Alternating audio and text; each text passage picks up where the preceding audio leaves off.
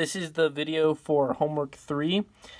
So for the first problem that we had to do, we had to find Q, the rate of heat transfer, and temperature in between two pieces of glass. So what we were given were inside temperatures, outside temperatures, and then transfer coefficients and conductance. So we're able to use our convection equation, which is 1 over HA, and plug in our area and our H for the inside, and then do that again for the outside using the correct H, and get these two values. And then for the glass, we had to use L over Ka, and that is the conductance equation, and we get a value with similar units. And then what we do is we add all three of these up, and then we solve for Q, which is our rate of heat transfer, which gives us this number. And then after that, we have to rearrange and use Q to solve for T1 and T1, which ends up being 4.37 degrees, which is between the two pieces of glass. The second problem had similar equations and a similar idea, except it had a parallel resistance in between it.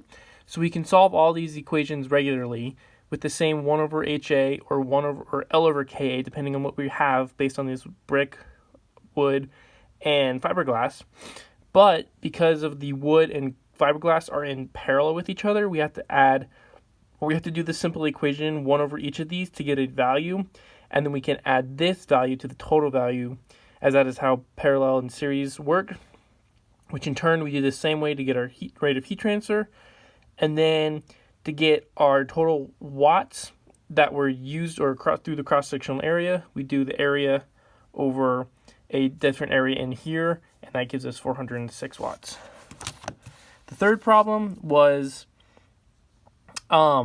using conductance equations, but because we had a pipe, we had to use different ones. So we had this natural log of R2 over R1, 2 pi KL, and that gives us these values. And then we had to find an H rad because we didn't have a specific H. So we had to use H rad with the radiation equation. And then we plug that in to find the convection on the outside, which gives us this value. Once again, we add them all up, and we find our total Q. Then to find the volume or the velocity, we just use MCAT, and then we use our density, and we manipulate it, and we multiply or divide by an area in order to get our meters per second. In this problem, it was different because we had to guess a temperature in order to solve this. And so after testing our guess, which was 79 degrees, the actual temperature turned out to be 77, which was pretty accurate.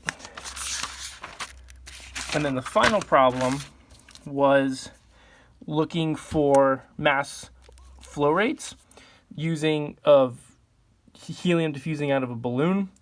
So we just had different values of concentration. So what we just do is plug them into this mass flow rate equation right here, using D, which is this constant, and then the difference in concentrations over L, and then we multiply by our molecular weight in order to get our final values for each one of these problems.